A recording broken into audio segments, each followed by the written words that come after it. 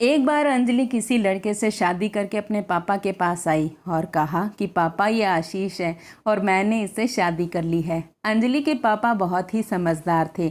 उन्हें अंजलि की ये बात सुनकर गुस्सा तो बहुत आ रहा था, लेकिन उन्होंने बिना गुस्सा किए बस अंजलि से कहा कि तुम घर से निकल जाओ।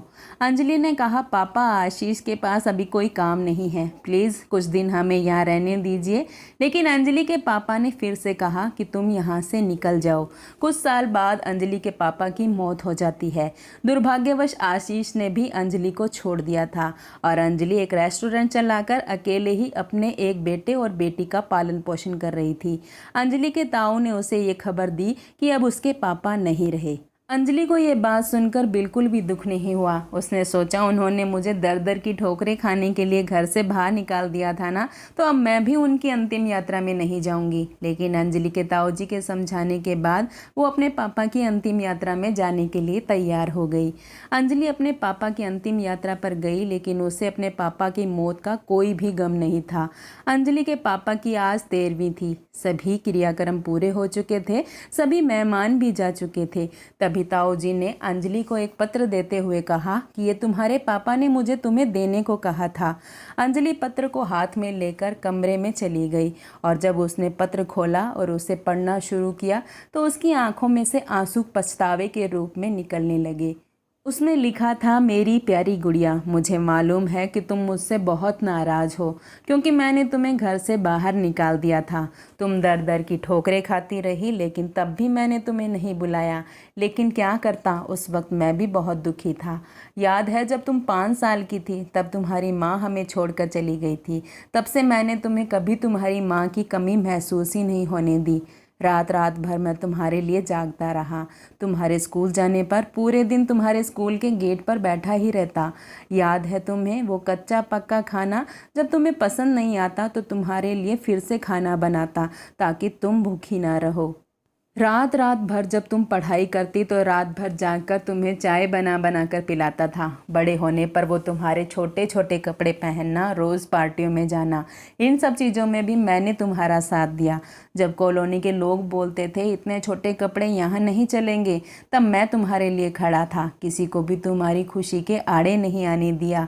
हर माँ बाप की तरह मेरे भी अरमान थे कि मेरी बेटी की शादी धूमधाम से करूँगा, लेकिन तुमने ऐसा होने ही नहीं दिया। दूसरी माँ को देखकर कहीं तुम दुखी ना हो जाओ, इसलिए मैंने कभी दूसरी शादी ही नहीं की। लेकिन तुमने अपनी ज़िंदगी का इतना बड़ा फैसला कैसे अकेले ही कर लिया? उसमें भी तुमने एक ऐसे लड़के से शादी कर ली जो पैसों के लिए न जाने कितनी ही लड़कियों की ज़िंदगी बर्बाद कर चुका था। मैंने एक पिता होने के नाते आशीष के बारे में पता लगाया था, लेकिन क्या करूं, तुम तो उस वक्त प्यार में अंधी हो चुकी थी। खैर, जो भी हुआ उसे भूल जाना और हो सके तो मुझे माफ़ कर देना। मैंने तुम्हारे और तुम्हारे बच्चों के नाम बैंक में कुछ पैसे जमा करवाए हैं। 2-3 घर और कुछ ज़मीन के कागजात भी तुम्हारे नाम कर दिए हैं। तुम्हारी माँ के गहने भी अलमारी में पड़े हैं। ये सब तुम्हारा ही है, तुम्हारे पापा।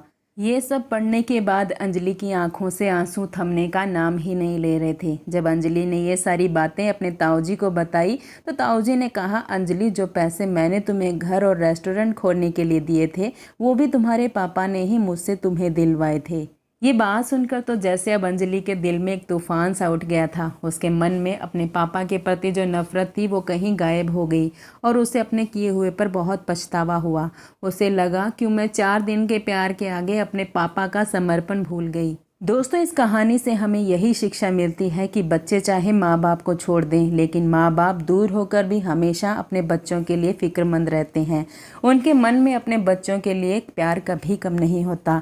इसलिए हमेशा अपने माता पिता का आदर करें और कोई भी काम करने से पहले अपने माता पिता की सलाह ज़रूर लें। जो अंजलि ने किया और उसके लिए उसे जीवन भर पछताना पड़ा, ऐसा काम बच्चों को कभी नहीं करना चाहिए।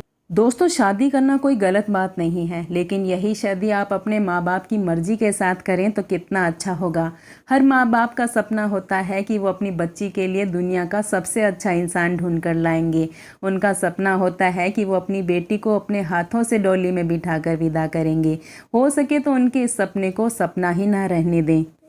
तो दोस्तों आज के लिए बस इतना ही। ऐसी ही और वीडियो के लिए हमारे चैनल को सब्सक्राइब करें और पास ही के बेल आइकन को प्रेस करना ना भूलें, ताकि मेरी आने वाली वीडियो की नोटिफिकेशन आपके पास सबसे पहले पहुंचे। अगली वीडियो में फिर मुलाकात होगी एक नई स्टोरी के साथ।